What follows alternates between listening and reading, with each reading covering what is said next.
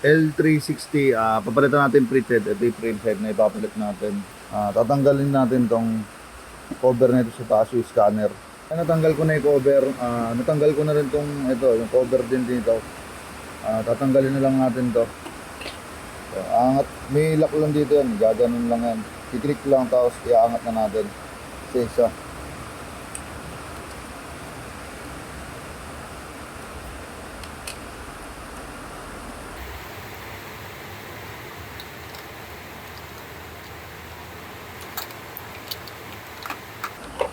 Tapos ito, tatanggalin din natin to.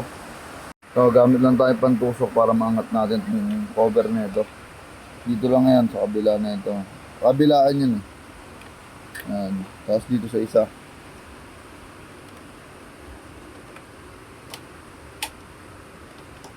Ayan, maangat na natin yan.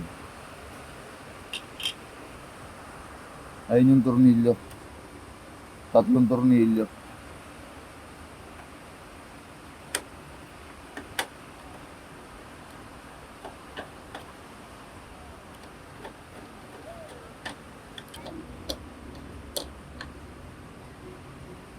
Yan. Yung gagamit lang din tayo uli ng maliit na flat screw o kahit yung pang ano lang dito. Yan. Gaganyan nyo lang.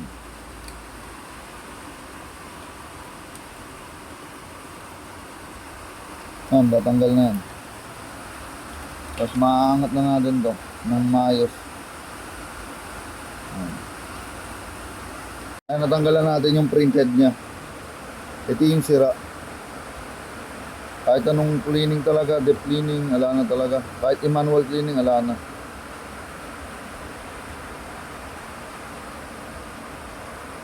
Ito na ipapalit natin yung bago.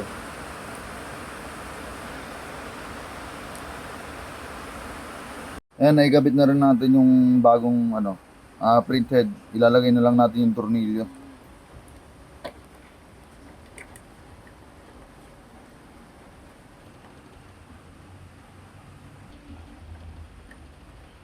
Ayan, naikabit na natin yung 3 tornilyo.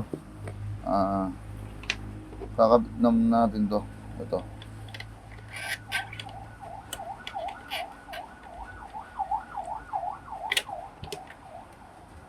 Ayan, okay na.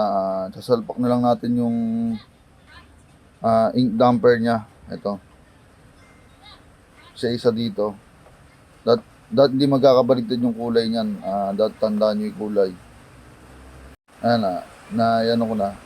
Didiin nyo na lang pag ilalak nyo. Ayan, 1, 2, 3, 4. Ayan, lock na yan. Tapos ayusin lang natin itong mga hose. Lalagay natin dito. Ayan, ikabit na natin pati yung mga cover dito. Kakabit na lang natin itong scanner nya.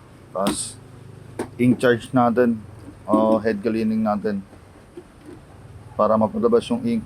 Na i-cleaning na natin para mapalabas natin yung ink. Hindi na natin i-ink charge kasi may laman naman ng ink yung ink damper niya. Kaya cleaning lang. Ayan. Tapos wait lang natin to, tapos mag-print na tayo ng nozzle check kung kumpleto naman. Mag-head cleaning na siya.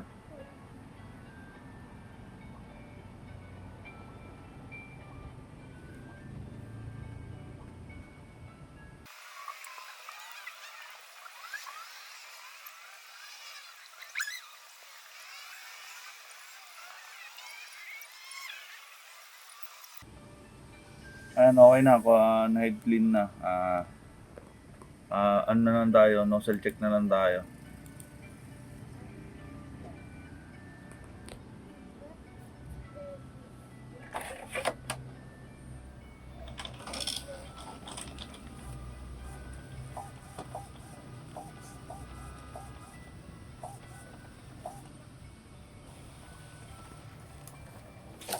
Ayan.